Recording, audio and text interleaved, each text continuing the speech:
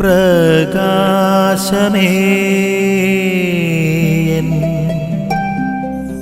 മിഴി തുറക്കുക വേഗം. വിശ്വമിശിഹായ്ക്ക് സ്തുതിയായിരിക്കട്ടെ. സ്നേഹമുള്ളവരെ, വചനദീപ്തി എന്ന വചന വിചിത്രത്തിലേക്ക് സ്വാഗതം.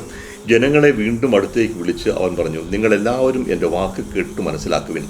പുറമേ നിന്ന് ഉള്ളിലേക്ക് കടന്ന് ഒരുവനെ അശുദ്ധനാക്കാൻ ഒന്നിനും കഴിയുകയില്ല.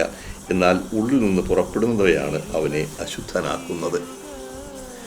സ്നേഹമുള്ളവരെ, ഒരു വലിയ വിവാദത്തിൻ്റെ പശ്ചാത്തലത്തിലാണ് ഈ വാക്കുകൾ പറയുന്നത്.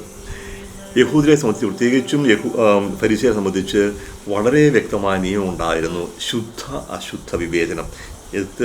എന്തെല്ലാം ആഹാരമാണ് കഴിക്കാവുന്നത്, എങ്ങനെയാണ് മനുഷ്യൻ അശുദ്ധമാകുന്നത്. ഭക്ഷണം കഴിക്കുക മാത്രമല്ല, സ്ഥലങ്ങൾ അശുദ്ധമാകാം, വ്യക്തികൾ അശുദ്ധമാകാം, തൊടുന്നത് അശുദ്ധമാക്കാം. പലതരത്തിലുള്ള നിയമങ്ങളുണ്ട്. ശുദ്ധാശുദ്ധ വിവേചനം. അപ്പോൾ ആ വിവേചനങ്ങളെല്ലാം എടുത്തപ്പോൾ യേശു കൈകഴുകാതെ ഭക്ഷണം കഴിക്കുന്നു എന്നാണ് ആരോപണം. ഇപ്പോൾ അല്ലെങ്കിൽ അശുദ്ധമായതിനെ സ്പർശിക്കുന്നു. ഇപ്പോൾ യേശു പറയുന്നത്, കഴിക്കുന്ന ഭക്ഷണമല്ല ഒരു മനുഷ്യനെ അശുദ്ധനാക്കുന്നത്.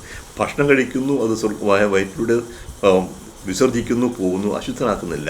ഉള്ളിലേക്ക് കടക്കുന്നതല്ല, ഭക്ഷണമല്ല, എൻ്റെ വായിൽ നിന്ന് വരുന്നതാണ്, എൻ്റെ ഹൃദയത്തിൽ നിന്ന് വരുന്നതാണ്. ഭക്ഷണം വായിൽ നിന്ന് കടന്നു ഉദരത്തിലൂടെ കടന്നു പോകുന്നു, അതെന്നെ അശുദ്ധമാക്കുകയില്ല. പക്ഷേ ആശയങ്ങൾ, എൻ്റെ വായിൽ നിന്ന് വരുന്ന വാക്കുകൾ, അത് എന്നെ അശുദ്ധനാക്കും. ഹൃദയത്തിൽ നിന്നാണ് വാക്കുകൾ പുറപ്പെടുന്നത്. അപ്പം ശുദ്ധമാക്കേണ്ടത് വയറല്ല, ശുദ്ധമാക്കേണ്ടത് ഹൃദയമാണ്.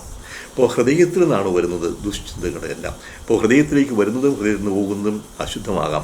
എൻ്റെ ചിന്തകൾ, എൻ്റെ ഭാവനകൾ, എൻ്റെ ആഗ്രഹങ്ങൾ, ഞാൻ മതിക്കുന്ന മൂല്യങ്ങൾ, ഇതൊക്കെയാണ് എന്നെ ശുദ്ധനോ അശുദ്ധനോ ആക്കുക. ഞാൻ ദൈവത്തിൻ്റെ മകളാണെന്ന് ബോധ്യമുണ്ടാവുക.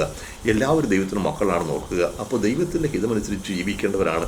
അപ്പോൾ ആ ഒരു ചിന്തയായിരിക്കണം എന്നെ നയിക്കുന്നത്. അതല്ലാതെ മറ്റുള്ളവരുടെ നന്മ കാണാൻ, കുറ്റം പറയാൻ, എല്ലാം അശുദ്ധമാണെന്ന് വിചാരിച്ചിട്ട് കാര്യമില്ല.